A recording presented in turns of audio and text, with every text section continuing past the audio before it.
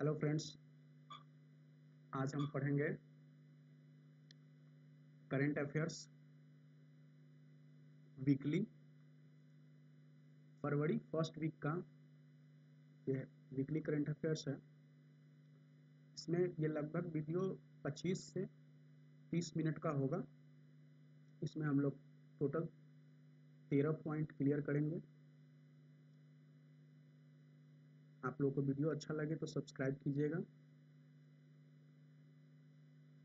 चलिए शुरू करते हैं। भारतीय रिजर्व बैंक ने किस शहर में स्थित शिवम सहकारी बैंक लिमिटेड का लाइसेंस रद्द कर दिया है? तो वो महाराष्ट्र। भारतीय रिजर्व बैंक महाराष्ट्र की एक बैंक है, शिवम सहकारी बैंक लिमिटेड। इसका लाइसेंस रद्द कर दिया। वो कहाँ की बैंक है? महाराष्ट्र की बैंक। इसमें दूसरा कुछ नहीं है, बस इतना ही है इंपॉर्टेंट कि भारतीय रिजर्व बैंक के द्वारा महाराष्ट्र की एक बैंक का लाइसेंस रद्द कर दिया गया है। उस बैंक का क्या नाम है? तो उस बैंक का नाम है शिवम सहकारी बैंक लिमिटेड। नेक्स्ट है, किस संस्थान ने एक वर्क फ्लो आधारित platform innovation sandbox web portal की स्थापना की है, जो फिनटेक कंपनियों और व्यक्तियों को अपने एप्लीकेशन का ऑफलाइन परीक्षण करने में सक्षम बनाता है? वो है बॉम्बे स्टॉक एक्सचेंज। आप लोग बॉम्बे स्टॉक एक्सचेंज को भली भांति जानते हैं, एशिया का सबसे पुराना स्टॉक एक्सचेंज है। किस संस्थान ने वर्क फ्लो आधारित प्लेटफॉर्म इनोवेशन सैंडबॉक्स, क्या नाम है इसका? इनोवेशन सैंडबॉक्स वेब पोर्टल की स्थापना करा है, जिससे ऑफलाइन कंपनी क्या कर सकती है? अपना परीक्षण कर सकती है। ये कौन सी संस्थान है? Bombay stock exchange. जानते ही हैं, इसका बॉम्बे में हेडक्वार्टर है और एशिया का सबसे पुराना स्टॉक एक्सचेंज है ये। नेक्स्ट, और इसमें एक और पॉइंट है, वो है कि ये आप इसको देख सकते हैं।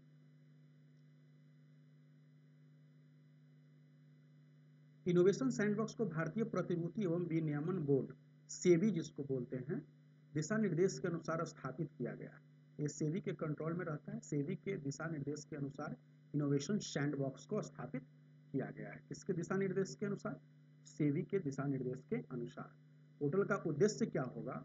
पारिस्थितिकी तंत्र बनाना है जो प्रतिभूति बाजार में नवाचार को बढ़ावा दे। ये नवाचार को बढ़ावा देगा, इनोवेशन लाएगा। इसके लिए इस पोर्टल को शुरू किया गया। पोर्टल का नाम क्या रहा? Innovation sandbox. ये याद रखना है। इसमें 2 पॉइंट इंपॉर्टेंट है। इनोवेशन सैंडबॉक्स कौन सी ऑर्गेनाइजेशन के द्वारा लाया गया है, किस संस्थान के द्वारा लाया गया है? तो ये लाया गया है बॉम्बे स्टॉक एक्सचेंज के द्वारा। ठीक है। फिर कभी क्वेश्चन ऐसे भी पूछा जा सकता है कि बॉम्बे स्टॉक एक्सचेंज एप्लीकेशन का ऑफलाइन परीक्षण करने में सक्षम बनाने के लिए एक वेब पोर्टल लेकर के आई थी। उस वेब पोर्टल का क्या नाम? तो इसमें आएगा आपको इनोवेशन सैंडबॉक्स। चलिए नेक्स्ट चलते हैं 3 नंबर पे। इसमें कह रहा है, ब्रांड फाइनेंस ग्लोबल 500 2021 रैंकिंग के अनुसार कौन सी भारतीय कंपनी वैश्विक रूप से 5वें सबसे मजबूत ब्रांड के रूप में उभरी है? उस कंपनी का नाम है रिलायंस जियो। रिलायंस जियो वो कंपनी है जो 5वीं सबसे मजबूत ब्रांड के रूप में आई है। उस कंपनी का नाम है रिलायंस जियो। ब्रांड फाइनेंस ग्लोबल 500 एक लिस्ट जारी करता है। 2021 की रैंकिंग में भारतीय कंपनी है रिलायंस जियो, जो 5वें रैंक पर आई है। इसमें कुछ और कंपनी है जो फर्स्ट रैंक, सेकेंड, थर्ड और फोर्थ है, उसको भी जान लेते हैं। इस सूची में वीटैच सबसे ऊपर है। वीटैच जो है, वीटैच कंपनी है जो सबसे ऊपर रही है। दूसरे स्थान पर रही है जिस कंपनी का नाम है फेरारी। फेरारी कंपनी जो है दूसरे स्थान पे आपको रही है, फेरारी। और तीसरे स्थान पर कंपनी है, उसका नाम है आपको रूसी बैंक है, जिसका नाम है रुबेर। रूसी बैंक है रुबेर, वो तीसरे स्थान पर रही। चौथे स्थान पर रहने वाली कंपनी, उसका नाम है कोको कोला। सब लोग जानते ही होंगे कोको कोला कंपनी, ये चौथे स्थान पर रही है। और भारतीय कंपनी रिलायंस जियो है, ये 5वें स्थान पर रहा। इसमें ब्रांड फाइनेंस ग्लोबल 500 की रैंकिंग में 2021 की जो रैंकिंग जारी किया गया है उसमें रिलायंस जियो 5वें स्थान पर रहा। वी टच सबसे ऊपर रहा, फर्स्ट रैंक पे, फेरारी सेकेंड रैंक पे, रूसी बैंक सवेर फर्स्ट रैंक पे, थर्ड रैंक पे, और फोर्थ रैंक पे आपका रहा कोका कोला। क्लियर। अब आते हैं 4 नंबर। भारतीय रिजर्व बैंक ने किस बैंक की आईटी अवसंरचना का विशेष ऑडिट करने के लिए एक बाहरी आईटी कंपनी की नियुक्ति की है? उस बैंक का नाम है HDFC bank. HDFC bank audit के लिए आरबीआई एक बाहरी ऑडिट आईटी अवसंरचना विशेष ऑडिट के लिए रख लिया है। ठीक है, तो आरबीआई क्या किया, भारतीय रिजर्व बैंक आरबीआई ने किस बैंक की आईटी अवसंरचना का विशेष ऑडिट करने के लिए, तो उस बैंक का नाम है एचडीएफसी बैंक। इस बैंक के आईटी अवसंरचना का विशेष ऑडिट करने के लिए एक बाहरी आईटी कंपनी की नियुक्ति कर दिया गया है। किसके द्वारा? भारतीय रिजर्व बैंक के द्वारा। किस बैंक की ऑडिट करने के लिए? एचडीएफसी बैंक की ऑडिट करने के लिए। पता है ना, एचडीएफसी बैंक को टू वीक टू फेल के कैटेगरी में डाला गया है। भारतीय 3 बैंक है जिसको टू वीक टू फेल के कैटेगरी में डाला गया है। एचडीएफसी है, स्टेट बैंक ऑफ इंडिया है और एक आईसीआईसीआई बैंक है। चलिए नेक्स्ट।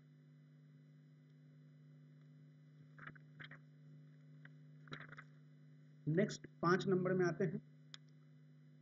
5 नंबर में है, किस बैंक ने अपने ग्राहकों को 1 फरवरी 2021 से non EMV automated teller machine से पैसे निकालने से प्रतिबंधित करने का निर्णय लिया है?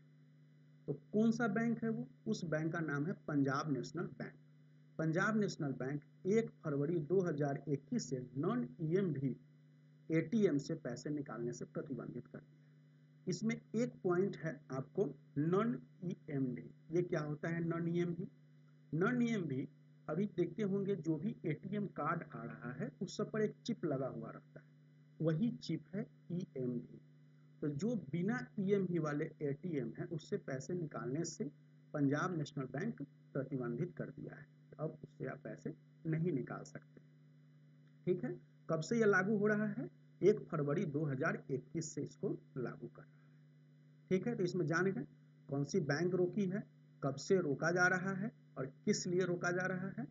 तो 1 फरवरी 2021 से नॉन ईएमवी एटीएम से पैसे निकालने से प्रतिबंधित किया जा रहा है। किस बैंक के द्वारा? Punjab national bank. ठीक है, इसमें एक पॉइंट और है, इसको भी देख लेते हैं। इतना इंपॉर्टेंट तो नहीं है लेकिन जान लेते हैं। पीएनबी ने पुराने आईएफएससी और एमआईसीआर कोड बदलने का भी फैसला किया है। इसका अर्थ है कि 31 मार्च 2021 के बाद पुराने कोड काम नहीं करेंगे। मतलब पीएनबी अपना नॉन ईएमवी एटीएम को भी बदल रहा है और आईएफएससी और एमआईसीआर कोड को भी चेंज कर रहा है। नगद निकासी पे भी ये ओटीपी आधारित प्रणाली शुरू करने जा रहे हैं। जैसे अभी आप एसबीआई से पैसे निकालेंगे तो आपको ओटीपी देना पड़ता है, 10,000 से ऊपर आप अमाउंट निकालते हैं तो उसी तरह से पंजाब नेशनल बैंक भी ला रहा है। नेक्स्ट 6 नंबर में आते हैं। इसमें कह रहा है 6 नंबर में, नियो बैंकिंग स्टार्टअप। क्या नाम है उसका स्टार्टअप का? स्टार्टअप का नाम है आपको स्टैशफिन। स्टार्टअप का नाम क्या रहा? स्टैशफिन स्टार्टअप का नाम है, स्टैशफिन। नियो बैंकिंग स्टार्टअप है। स्टैशफिन ने अपना को branded contactless prepaid card launch करने के लिए किस बैंक के साथ भागीदारी की? उस बैंक का नाम है एसबीएम। एसबीएम बैंक है, स्टेट बैंक ऑफ मॉरिशस इसको बोलते हैं। SBM, state bank of Mauritius.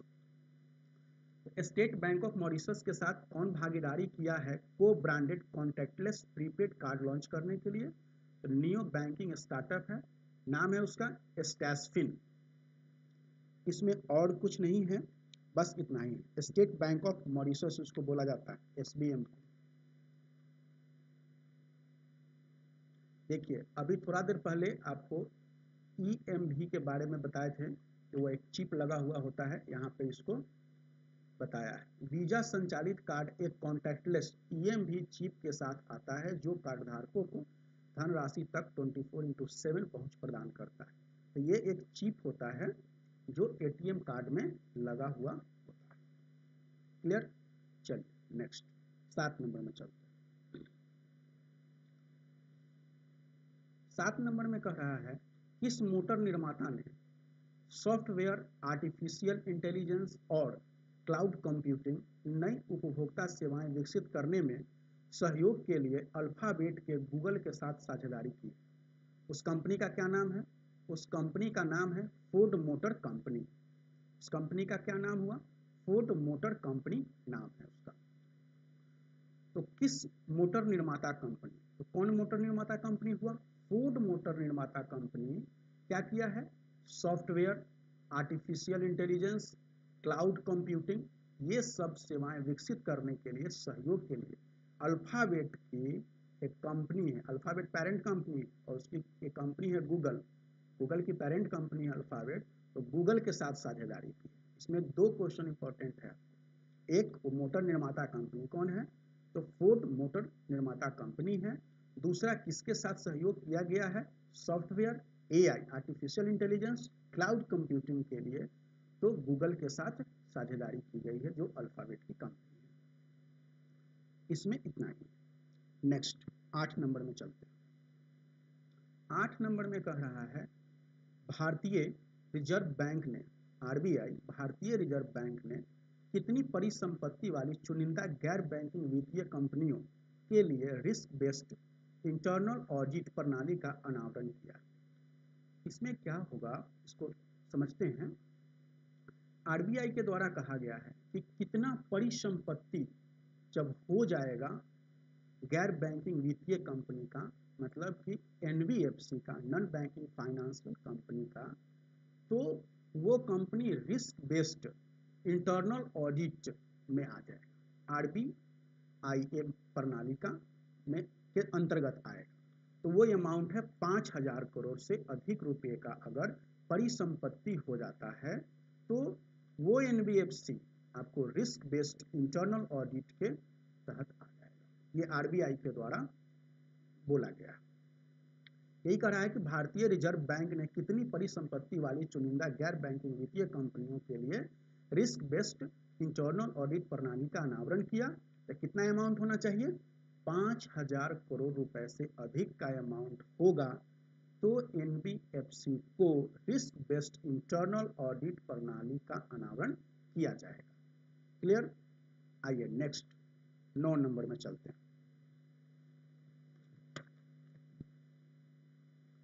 9 number में कह रहा है भारतीय रिजर्व बैंक, आरबीआई के वही है, सॉरी, लेकिन इसमें क्या है कि वो आपको एनबीएफसी के लिए था और ये सहकारी बैंक के लिए, शहरी सहकारी बैंक, इसको बोलते हैं urban cooperative bank, UCB, urban cooperative bank. तो अर्बन कोऑपरेटिव बैंक का कितना अमाउंट हो जाएगा, परिसंपत्ति हो जाएगा, तो इसको रिस्क बेस्ड इंटरनल ऑडिट में डाल दिया जाएगा।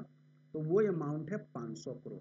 अगर किसी यूसीबी का, अर्बन कोऑपरेटिव बैंक का 500 करोड़ से अधिक का परिसंपत्ति हो जाता है तो आरबीआई के अनुसार उस यूसीबी को रिस्क बेस्ड इंटरनल ऑडिट में डाला जाएगा। क्लियर? चलिए अब आते हैं नेक्स्ट 10 नंबर में। 10 नंबर में कह रहा है भारतीय रिजर्व बैंक द्वारा जारी आंकड़ों के अनुसार मार्च 2020 तक शीर्ष 100, इरादतन बाकीदार लिखा है ना, इसका अंग्रेजी में मतलब होता है wilful defaulter. Clear? Wilful defaulter इसको बोलते हैं, इंग्लिश में इसको विलफुल डिफॉल्टर बोला जाता है। इंग्लिश में इसको विलफुल डिफॉल्टर बोल सकते हैं, विलफुल डिफॉल्टर, विलफुल डिफॉल्टर इसको अंग्रेजी में। क्लियर? चलिए, भारतीय रिजर्व बैंक द्वारा जारी आंकड़ों के अनुसार मार्च 2020 तक शीर्ष 100 विलफुल डिफॉल्टर के लगभग कितने राशि को ऋण, कितना जो ऋण है उसका विलफुल डिफॉल्टर में आ गया है? तो वो 62,000 करोड़ ऋण है। 62,000 करोड़ ऋण है जो 100 विलफुल डिफॉल्टर, मतलब शीर्ष 100 है। विलफुल डिफॉल्टर तो बहुत सारी कंपनियां हैं, जिसमें 100 टॉप कंपनी है जिसका 6200 करोड़ रुपए अमाउंट है मार्च 2020 तक के आंकड़ों के अनुसार आरबीआई ने बताया।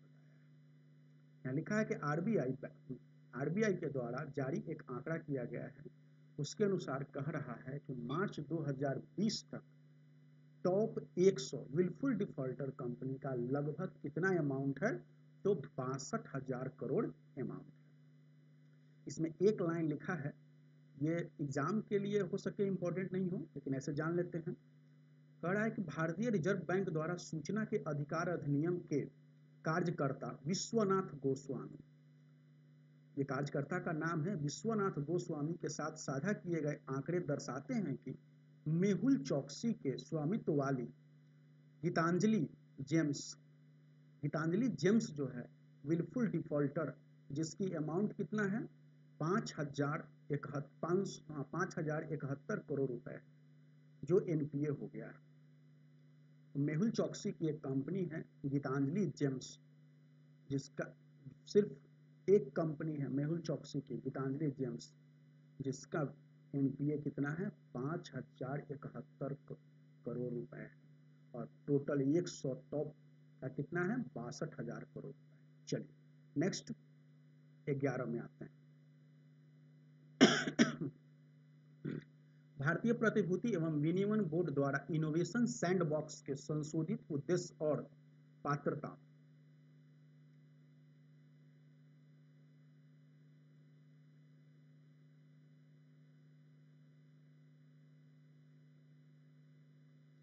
भारतीय प्रतिभूति एवं विनियमन बोर्ड द्वारा इनोवेशन सैंडबॉक्स के संशोधित उद्देश्य और पात्रता मापदंडों के अनुसार एक आवेदक कम से कम कितने दिनों के बाद स्टेज 1 से स्टेज 2 में स्थानांतरित कर सकते हैं। थोड़ा देर पहले हम लोग पढ़े थे एक न्यूज, जिसमें था कि इनोवेशन सैंडबॉक्स एक ऑर्गेनाइजेशन लेकर आया था। ऑर्गेनाइजेशन कौन था? Bombay stock exchange. अभी थोड़ा देर पहले हम लोग पढ़े थे, इसी में हो है बॉम्बे स्टॉक एक्सचेंज के द्वारा उसको लाया गया था। देखिए यहाँ कि किस संस्थान ने वर्क फ्लो आधारित platform innovation sandbox web portal की स्थापना की है, उसका नाम है बॉम्बे स्टॉक एक्सचेंज। अब इससे आगे जो है कि इसमें बता रहा है कि कुछ टर्म एंड कंडीशन सेबी के द्वारा लागू कर दिया गया है, उसके बारे में कहा है कि सेबी भारतीय प्रतिभूति एवं विनियमन बोर्ड, जिसको हम लोग सेबी बोलते हैं, सेबी द्वारा इनोवेशन सैंडबॉक्स के संशोधित उद्देश्य और पात्रता मापदंडों के अनुसार एक आवेदन कम से कम एक स्टेज से दूसरे स्टेज, मतलब स्टेज 1 से आप स्टेज 2 में जाना चाहते हैं, तो आपको कम से कम कितना वक्त लगेगा? 60 दिन का वक्त लगेगा। 60 दिन आपको स्टेज 1 में स्टे करना पड़ेगा, तब आप स्टेज 2 में प्रवेश करने के लिए पात्र होंगे। यहाँ लिखा हुआ संशोधित दिशा निर्देशों के अनुसार एक आवेदक यदि इनोवेशन सैंडबॉक्स टेस्टिंग के स्टेज 1 में न्यूनतम 60 दिन पूरा करता है तो टेस्टिंग के स्टेज 2 में प्रवेश कर सकता है। क्लियर? ये चलिए तो आगे चलते हैं। क्वेश्चन 12, आइए 12 नंबर में देखते हैं। फेडरल बैंक लिमिटेड ने किन के लिए एक विशेष बचत खाता फेड फर्स्ट लॉन्च किया? फेड फर्स्ट बच्चों के लिए शुरू किया गया। फेडरल बैंक लिमिटेड ने बच्चों के लिए एक बचत खाता लाया है, जिसका नाम क्या है? Fed First. ये इंपॉर्टेंट है, स्पेशली जो बैंकिंग के स्टूडेंट्स हैं उनके लिए तो इंपॉर्टेंट है। फेडरल बैंक लिमिटेड ने किन के लिए एक विशेष बचत खाता लाया है? तो बच्चों के लिए आया है।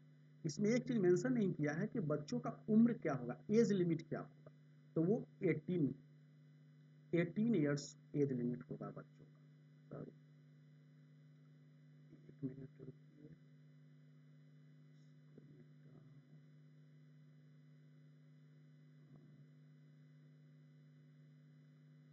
एज लिमिट है बच्चों का कितना? 18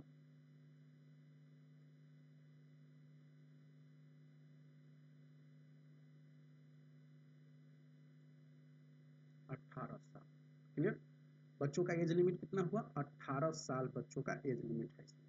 फेडरल बैंक लिमिटेड ने किनके लिए एक विशेष बचत खाता लाया है, फेड फर्स्ट, तो वो बच्चों के लिए लाया है जिसका एज लिमिट 18 साल हो। एक पॉइंट इसमें इंपॉर्टेंट है, उसको हम लोग देखते हैं, वो क्या है, कह रहा है कि यह खाता अद्वितीय सुविधाओं और ऑफर के साथ आता है।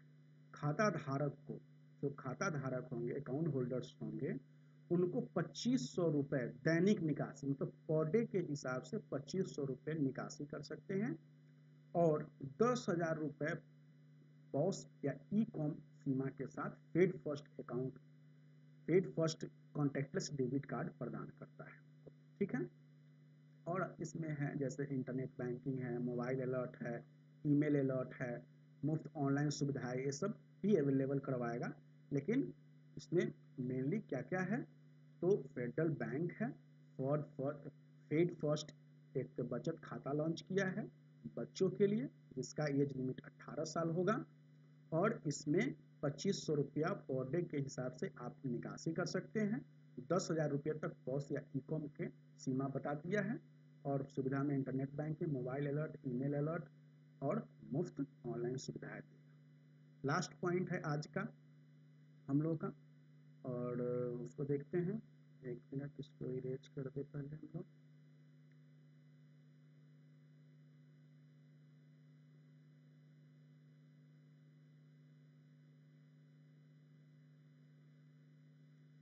चलिए देखते हैं, ये लास्ट पॉइंट है आज का हम लोग का। इसमें क्या है कि किस जनरल इंश्योरेंस कंपनी ने कैंसर से लड़ने वाले रोगों की सहायता के लिए, कैंसर से जो लोग लड़ रहे हैं उन लोगों की सहायता के लिए सैल्यूट टू केयर गिवर्स एक नया नजरिया कैंपेन शुरू किया। Salute to care givers, salute to care givers एक नया नजरिया शुरू किया है।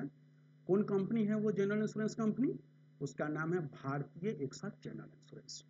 किस जनरल इंश्योरेंस कंपनी ने कैंसर से लड़ने वाले लोगों की सहायता के लिए सैल्यूट टू केयर गिवर्स एक नया नजरिया शुरू किया है, तो उसका नाम है भारतीय एक्सा जनरल इंश्योरेंस। विश्व कैंसर दिवस 2021 मनाने के लिए कब मनाया जाता है विश्व कैंसर दिवस, विश्व कैंसर दिवस 4 फरवरी को मनाया जाता है। कब, 4 फरवरी।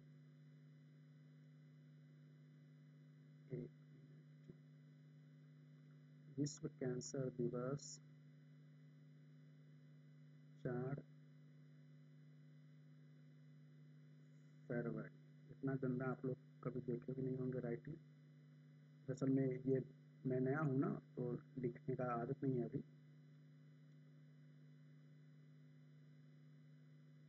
4 फरवरी। तो किस जनरल इंश्योरेंस कंपनी ने कैंसर से लड़ने वाले लोगों की सहायता के लिए सैल्यूट टू केयर गिवर्स एक नया नजरिया कैंपेन शुरू किया है, तो उस कंपनी का नाम है भारतीय एक्सा जनरल इंश्योरेंस। विश्व कैंसर दिवस 4 फरवरी को मनाते हैं, और 2021 मनाने के लिए भारतीय एक्सा जनरल इंश्योरेंस ने कवित्री प्रिया मल्लिक, एक कवित्री है प्रिया मल्लिक, उनके साथ साझेदारी किया है, जिन्होंने अभियान पर एक कविता लिखी थी और उन्होंने एक केयर गिवर्स के रूप में अनुभव भी साझा किया है। इसमें मूल रूप से इम्पोर्टेंट है उस कंपनी का नाम जिसने सैल्यूट टू केयर गिवर्स एक नया नजरिया शुरू किया है, तो उस कंपनी का नाम है भारतीय एक्सा जनरल इंश्योरेंस। उस कंपनी का क्या नाम है, भारतीय एक्सा जनरल इंश्योरेंस, उस कंपनी का नाम है भारतीय एक्सा जनरल इंश्योरेंस। क्लियर। अगर आप लोगों को ये वीडियो अच्छा लगे तो आप लोग सब्सक्राइब कीजिए, लाइक कीजिए, और फिर कमेंट्स में बताइए, तो मैं फिर इसका नेक्स्ट पार्ट बनाकर कल आप लोगों के बीच लाऊंगा। थैंक यू, धन्यवाद।